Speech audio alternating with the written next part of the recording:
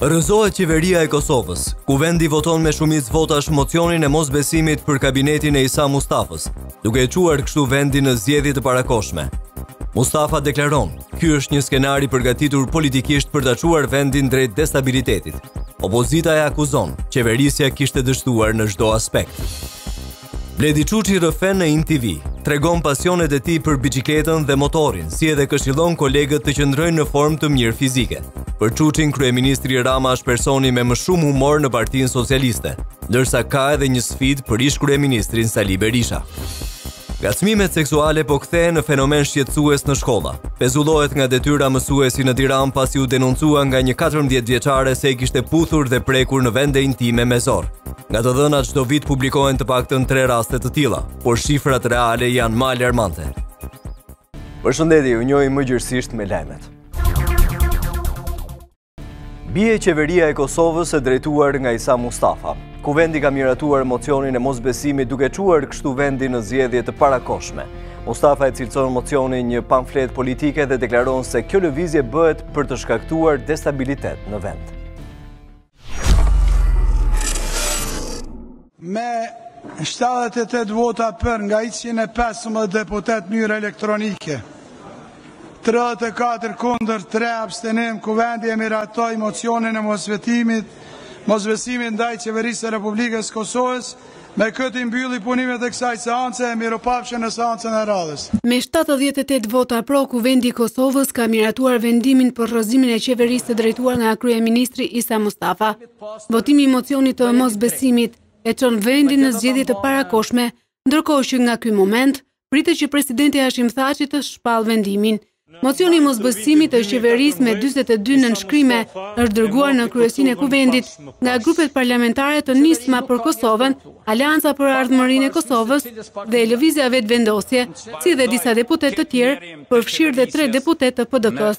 Gjatë seancës së sotme, partitë politike opozitare votuan në rrëzimin e qeverisë Mustafa, pasi sipas tyre, qeverisja aktuale ka dështuar në të gjitha aspektet, ndërkohë kryeministri Isa Mustafa e ka quajtur mocionin e opozitës si pamflet politik dhe tendencë që dëmësh janë krijuar nga qeverisjet e kaluara të mbishën kësaj qeverie. Për më tepër, ai ka theksuar se mocioni i mosbesimit ka përpasojë destabilitetin e vendit dhe krijimin e vakumit institucional, si dhe fshehjen e adresave të përgjegjësive për aferat korruptive dhe dëmët shumë milionëshe të paras publike, por në fund, opozita ja arriti qëllimit pasi kuvendi miratoi rrëzimin e qeverisë. Rrëzimi i qeverisë e fut Kosovën në një tjetër spirale krize, pasi me rrëzimin e qeverisë bllokohet kalimi i demarkacionit dhe rrjedhimisht liberalizimi i vizave me Bashkimin Evropian.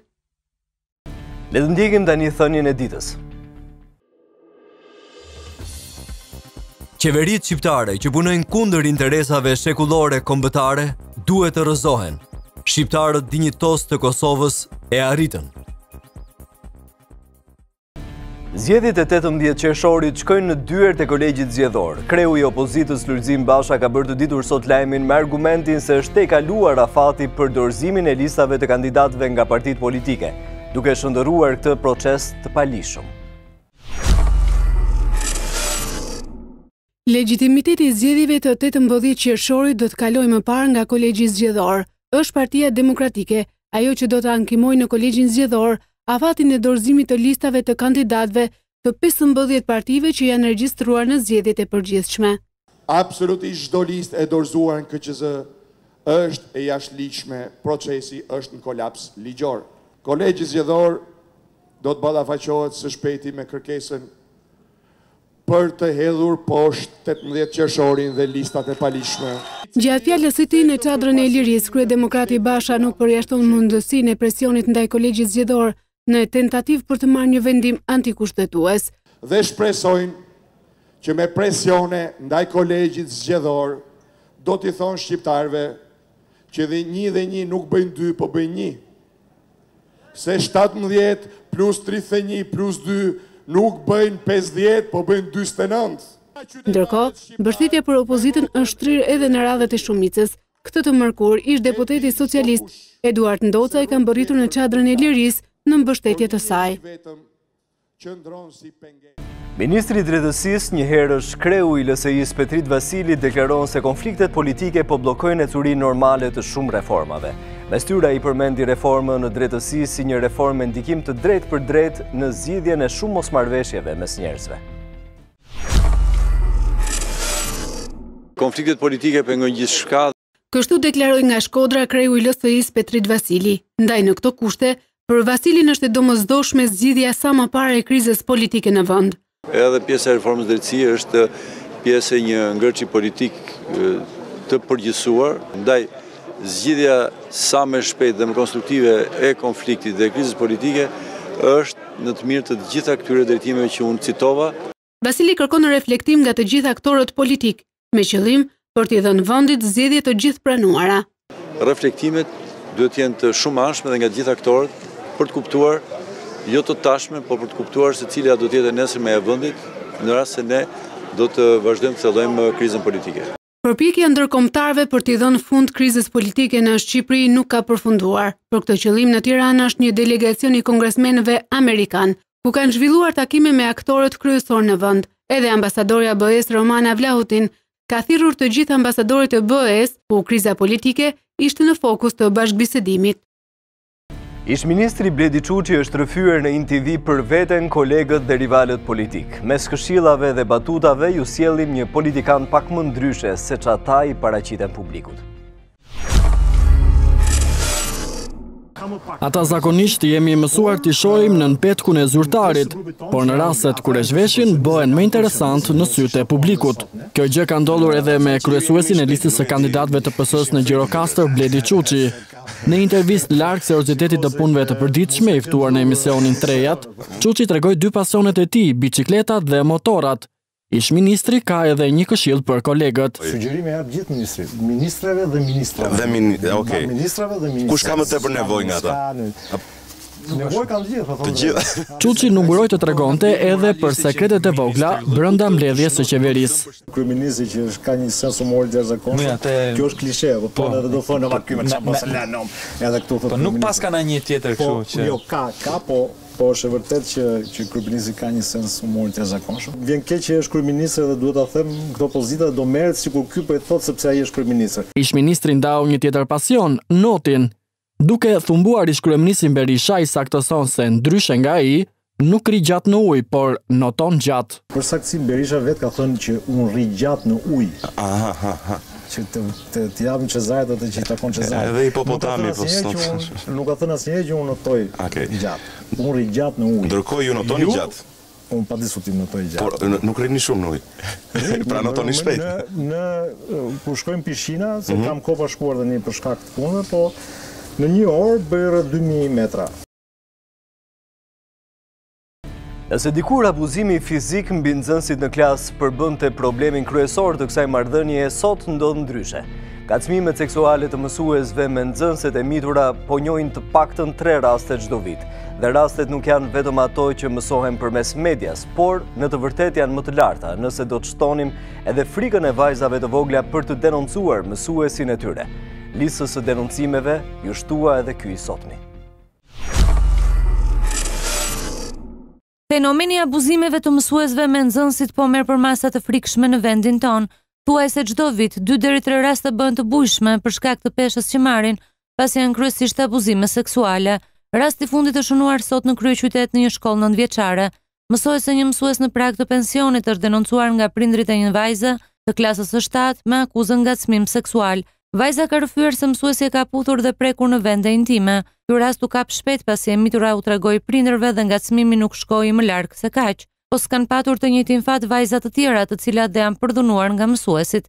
Një rast i tillë është shënuar 2 vjet më parë në rrethin e Lushnjës, ku një mësues 62 vjeçar ka përdhunuar nxënësen e tij 12 vjeçare disa herë me radhë dhe brenda ambienteve të shkollës, por në fund e mitura mposhti frikën dhe denoncoi atë. Ndërsa këtë vit në muajin mars, drejtori i një shkolle në rrethin e Beratit u akuzua nga 3 të mitura nxënëse të tij, që ai ngacmonte seksualisht duke i prekur në trup. Ai jepte lëndën e gjeografisë dhe në orën e mësimit u fliste edhe për seksin. Një rast tjetër është shënuar në një shkollë në Rëshën disa vite më parë, kur sërish një mësues në moshën 63 vjeç u denoncua nga nxënësja e tij 15 vjeçare për veprime të turpshme. Të gjitha këto raste janë denoncuar dhe janë arrestuar, por vetëm profesori nga rrethi Lushnjës Demir Hoxha ka pranuar aktin e kryer pasi është filmuar nga vajza mendimën e policisë, ndërsa gjithë të tjerët kanë mohuar se i kanë ngacmuar të miturat. Femrat shqiptare duhet të jenë më të afta se meshkujt kur bëhet fjalë për poste drejtuese. Të paktën kjo mund të jetë arsyeja e rezultatit të nxjerrë nga Instat se femrat shqiptare drejtuese paguhen më shumë se meshkujt. Sipas të dhënave që Instat ka publikuar, pagat e femrave në nivelet drejtues, administrativ dhe komercial janë 28% më të larta se sa të meshkujve. Burrat në këto pozicione drejtimi paguhen me 113.825 lekë në muaj, ndërsa gratë 146.143 lekë në muaj. Por e njëjta përqindje nuk pasqyrohet edhe në pozicionet e tjera të punës, sepse meshkujt vazhdojnë të paguhen më shumë mesatërisht me 6% më shumë se gratë. Sipas Instat, meshkujt në sektorin e shëndetësisë paguhen 22% më shumë se femrat dhe në sektorin e mësimdhënies burrat paguhen 14% më shumë se gratë. Gjithashtu, pagat për menaxherët e shitjes favorizojnë burrat pasi kanë paga më të larta, të paktën 12% më shumë se femrat. Vitet e fundit ka pasur një rritje të femrave në pozicione drejtuese. Gjatë vitit 2015, numri i grave pronare në bizneset e reja u shumë fishua ndjeshëm, ndërsa në sektorin publik gratë përbëjnë përqindjen më të lartë të punësimit në pozicione si specialiste ose punonjëse të zakonshme, por përsëri pagesa e tyre është më e ulët se sa e meshkujve, të cilët mbajnë dhe vendet kryesore drejtuese. Vitet e fundit shifrat janë optimiste dhe tregojnë se gjithnjë më shumë femrat shqiptare po investojnë në rritjen e pavarësisë së tyre ekonomike. Publikohet lista e pasaportave më të preferuara në botë. Në kronikën në vijim ju njohim se ç'nivel paraqitet ajo shqiptare.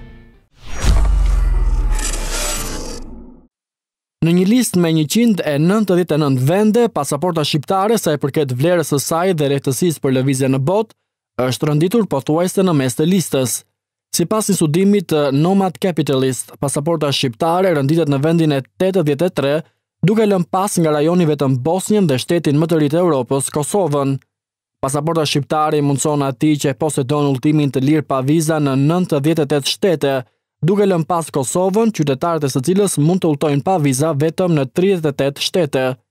Ajo që bie në sy është se Amerika nuk është as në listën e 20 vendeve të para, vend ky që në fakt preferohet shumë nga shqiptarët.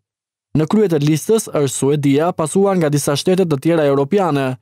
Kur vjen fjala tek pasaportat më të dëshirueshme, Amerika është në vendin e 35 bashku me Sloveninë, pasaportat e të cilave mundsojnë udhëtime pa vizë në 174 vende.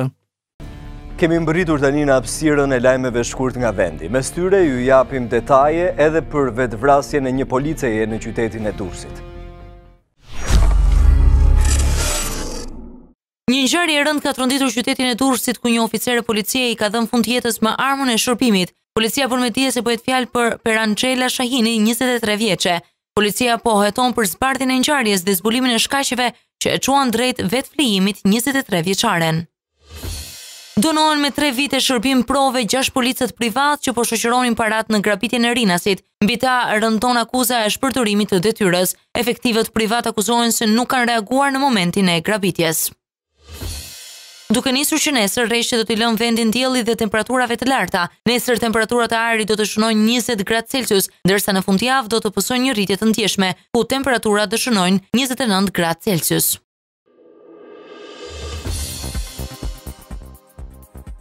Shkarkohet kreu i FBI-s. Ai vetë mëson nga media, por largimi sjell reaksion zinxhir në Amerikë.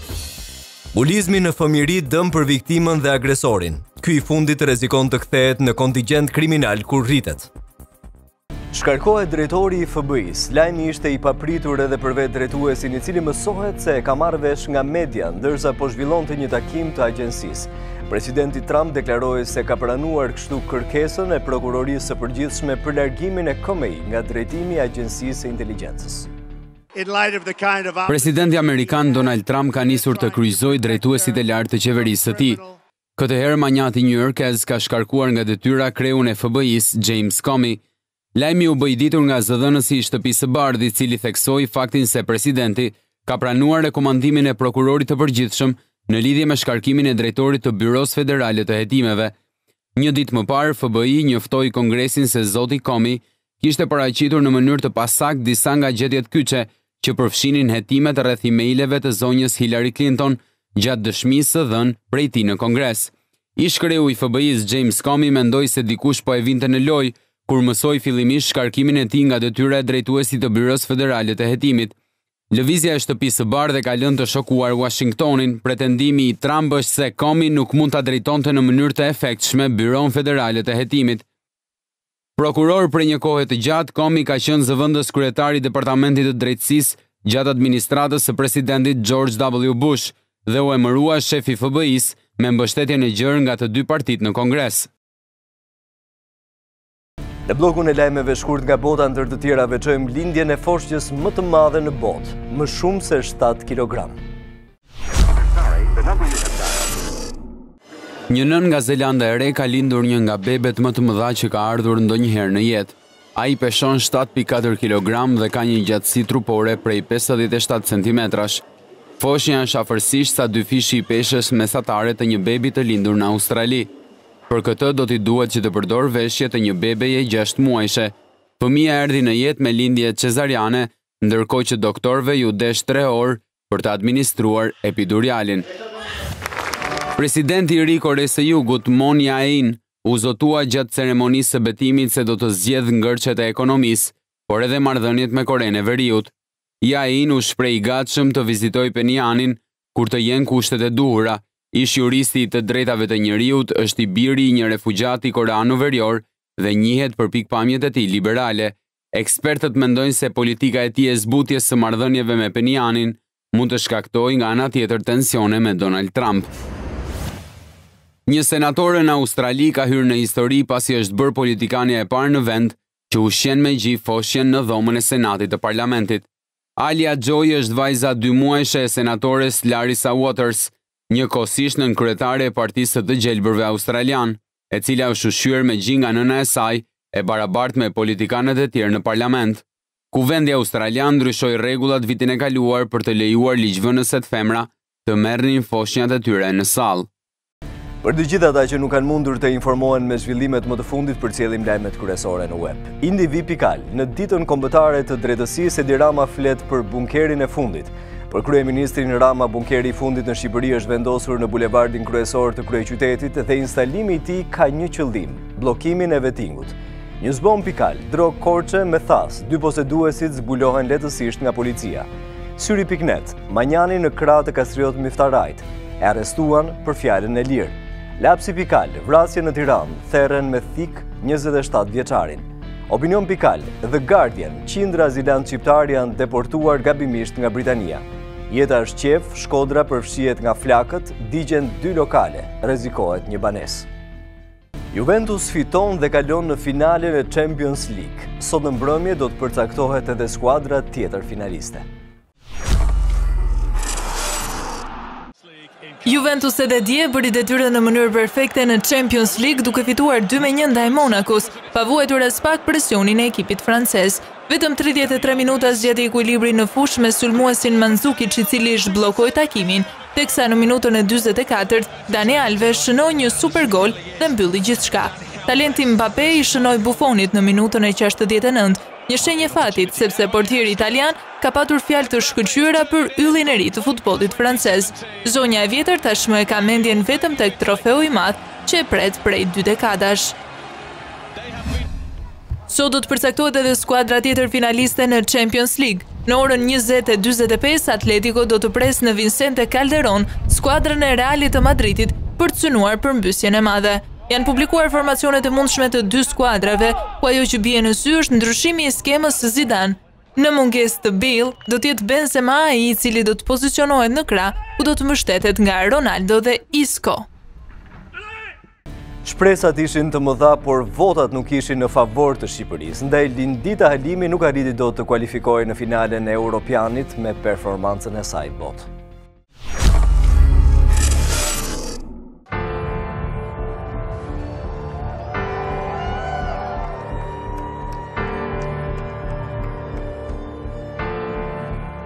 Shqipëria mbetet sërish të jashtë finales së Festivalit Europian të Këngës. Notat e larta të vlerësuara edhe nga faqja e festivalit nuk kanë mjaftuar që Lindita dhe kënga shqiptare të vjojë karën e madhe të së shtunës.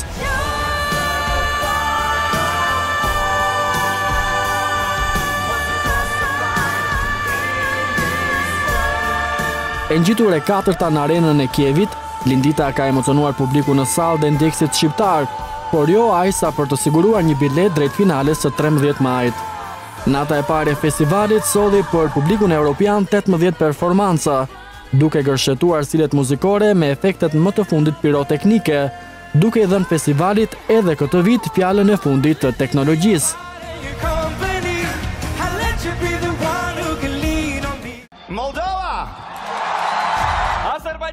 Fal televotimit dhe jurive profesionale shkojnë në finale shtetet si Armenia, Azerbajxhani, Moldavia, Polonia, Portugalia, Australia, Belgjika, Kipro, Greqia dhe Suedia.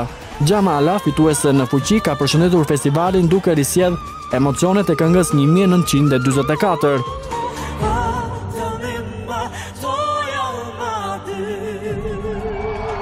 Festivalin e kanë përshëndetur edhe disa nga artistët e Big Five, mes të cilëve edhe Francesco Gabbani, një ndër më favoritët për triumfin e këtij viti.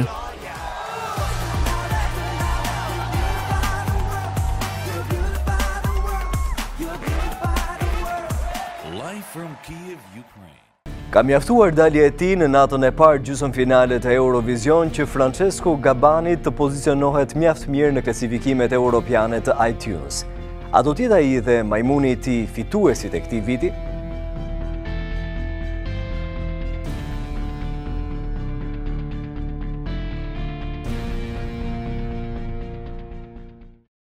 Studiuesit kanë zbuluar se fenomeni i bulizmit ka pasoja për të dyja palët, për personin që ngacmohet gjatë fëmijërisë, por edhe për dhunuesin. Bulizmi çon në përvoja negative shëndetësore, psikologjike dhe financiare kur personat rriten. Të qenit një fëmijë ngacmuar nga të tjerët mund të çojë në probleme shëndetësore kur je në moshë madhore, kanë paralajmëruar studiuesit. Sipas një studimi të publikuar në shkencën psikologjike, fenomeni bulizmit ka pasoja për të dyja palët, për personin që ngacmohet gjatë fëmijërisë, por edhe për dhunuesin. Bulizmi çon në përvoja negative shëndetësore, psikologjike dhe financiare kur ata rriten. Studimi mori në shqyrtim më shumë se 300 meshkuj nga klasa e parë, 5 deri në 7 vjeç, deri në të 30-tat e tyre. Ata zbuluan se meshkuj që kishin dhunuar të tjerët gjatë fëmijërisë kishin më shumë gjasa të pinë duhan, të përdorin marijuan, të përjetojnë në rrethana stresuese dhe të jenë agresiv dhe armiqësor më shumë 20 vjet më vonë. Nga ana tjetër, meshkujt që ishin ngacmuar si fëmijë kishin më shumë vështirësi financiare, ndiheshin sikur trajtoheshin padrejtisht nga të tjerët dhe ishin më pak optimist për të ardhmen e tyre. Ekipi i studiuesve zbuloi se të dyja grupet kishin më shumë stres në jetën e tyre, si të rritur, kështu që ndikimi i ngacmimit gjatë fëmijërisë zgjat për një kohë të gjatë. Si zhvillohet truri i njeriut? Realizohen skanimet e para që mund të hedhin dritë se si zhvillohen probleme si autizmi, paraliza cerebrale dhe çrregullimet të mungesës së vëmendjes. Një projekt i ri që studion zhvillimin e trurit të njeriut nga momenti kur është në barkun e nënës deri në lindje, ka nxjerrë imazhet e tij të para. Imazhet mund të ndihmojnë shkencëtarët të kuptojnë se si lindin probleme të tilla si autizmi, paraliza cerebrale dhe çrregullime të deficitit të vëmendjes. Imazhet të cilat i janë botuar përfaqësojnë rezultatet e para publike të këtij projekti. Skanimet e ndërlikuara zbulojnë strukturën e hershme të trurit dhe instalimet nervore që kontrollojnë disa prej sinjaleve më të hershme rreth trurit. Duke përdorur teknika të reja të skanimit të trurit, studiuesit ishin në gjendje të skanonin me sukses trurin e fetuseve dhe foshnjave, duke zbuluar triliona lidhjesh. Projekti i quajtur Zhvillimi i lidhjes së njeriut është një përparim i madh në kuptimin e zhvillimit të trurit njerëzor. Ai do të ofrojë hartën e parë të zhvillimit të lidhjeve të trurit, duke treguar çfarë problemi shkakton sëmundjet. Studiuesit nga e gjithë bota tani mund të shkarkojnë mira imazhe për të studiuar se si truri zhvillon instalimet elektrike. Kometat lëshojnë oksigjen në prani të diellit. Në rubrikën In Topic ju njohim me këtë fenomen që ndodh në hapësirë.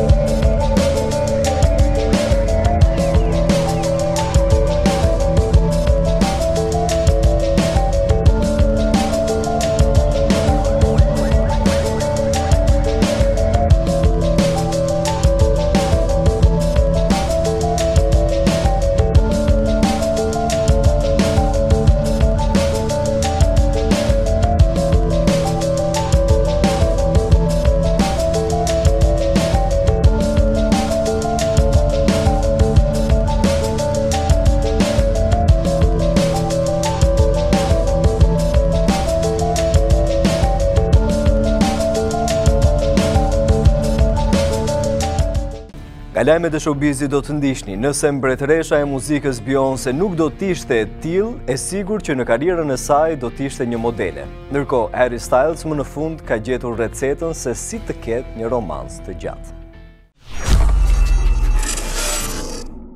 Nëse mbretëresha e muzikës nuk do të ishte e tillë, e sigurt që në karrierën e saj do të ishte një modele. 35 vjeçaria Beyoncé në pritje të binjakëve ka postuar në Instagram foto të saj e veshur me mjaft stil për një darkë me bashkëshortin Jay-Z. Ajo është shkëputur pak kohë nga publikimi i këngëve të reja, por duket se diva e muzikës është fokusuar këto kohë tek stili në veshje. Ai ka vërtetuar në një farë mënyre se nuk është shumë e fat në dashuri, edhe pse është cilësuar si ndërmeshkujt më të rreqës në botë. Por duket se Harry Styles më në fund ka gjetur recetën se si të ketë një romancë të gjatë, pasi është lidhur me guzhinjeren dhe blogeren Tess Ward. Ish ylli One Direction, 23 vjeç, raportohet se ka shijuar disa takime romantike me bukuroshen 27 vjeçare. Ajo u bë e famshme fal paraqitjes në video muzikore të shumë përfolur të Robin Thicke, Blurred Lines, në vitin 2013, që nga ajo kohë Emily Ratajkowski ka vazhduar të çmend fansat e saj duke postuar foto provokuese në rrjetet sociale. Të njëjtën gjë ka bërë edhe ditën e hënë, duke publikuar një foto topless në rrjetin social Instagram. Ka futboll, ka bilardo, dhe tani edhe futboll bilardo. Liga e parë në botë e futboll bilardos ka nisur në Prag të Republikës Çeke. Për më shumë ndiqni videon virale.